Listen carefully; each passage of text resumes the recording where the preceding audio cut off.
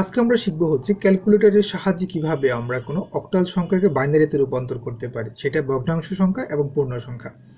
আমাদেরকে প্রথম আমরা পূর্ণ সংখ্যা দিয়ে প্র্যাকটিস করি। ধরুন আমাদেরকে বললো হচ্ছে 147 মানে 147, এটাকে আমরা এখন অক্টাল থেকে বাইনারিতে নেব। সো প্রসেসটা তো সেম, আগে আমরা যা শিখে আসছি তাই এখানে।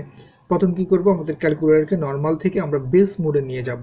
সো নর্মাল থেকে বেস মোডে কিভাবে যেতে হয়, খুবই সহজ। আমরা মোডে দুইবার ক্লিক করব, তারপর হচ্ছে কি আমরা দেখব বেসের নিচে দেখবেন 3 লেখা আছে, আমরা 3 তে ক্লিক করে ইকুয়ালে ক্লিক করব, বাস হয়ে গেল।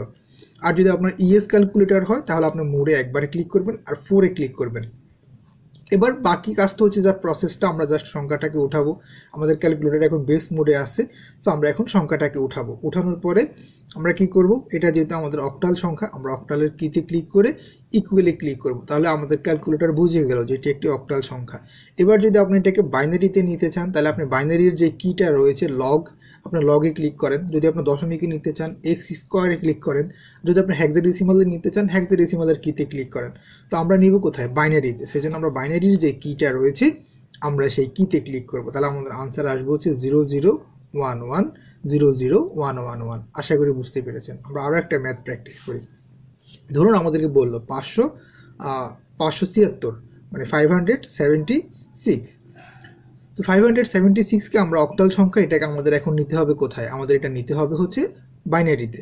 তো আমাদের ক্যালকুলেটরকে, যেহেতু আমরা ইতিমধ্যে ক্যালকুলেটরকে আমরা বেস মোডে নিয়ে এসেছি, সেজন্য আমাদের আর মোড চেঞ্জ করতে হচ্ছে না। বাট যদি একটা নতুন করে আপনারা শিখতেন তাহলে হচ্ছে যেমনটা বললাম যে নর্মাল থেকে বেস মোডে আসতে হবে।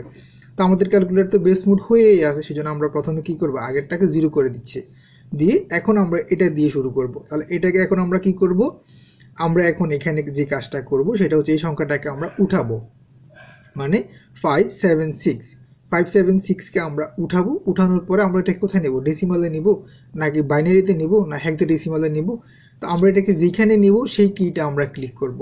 আমরা নিব কোথায়, বাইনারিতে। সেই জন্য আমরা বাইনারির যে কিটা রয়েছে সেই কিতে আমরা ক্লিক করব, মানে বাইনারির কি হচ্ছে কত, লগ।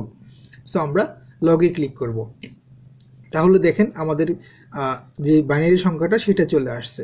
এরপর আমরা আরও একটা সংখ্যা প্র্যাকটিস করব, সেটা হচ্ছে 230.53 মানে 230.53।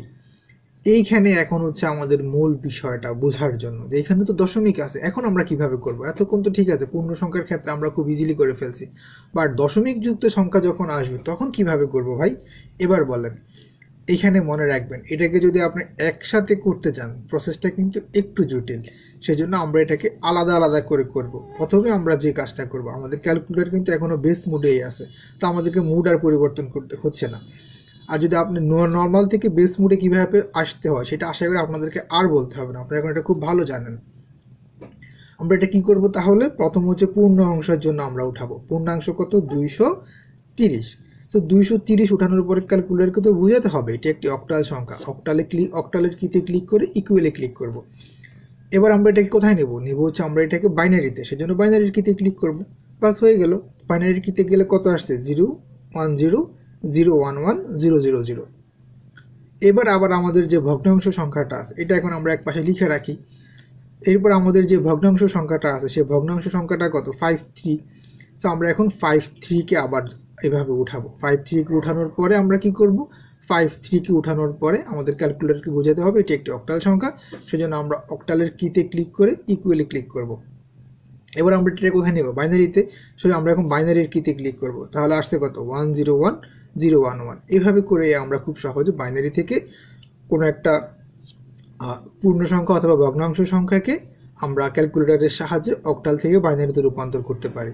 তবে মনে রাখবেন যে যদি ভগ্নাংশ সংখ্যা হয় তাহলে আমরা আলাদা আলাদা করে দেখাবো। প্রথমে আমরা পূর্ণ সংখ্যার জন্য করব, তারপরে আমরা ভগ্নাংশ সংখ্যার জন্য করব। আশা করি বুঝতে পেরেছি।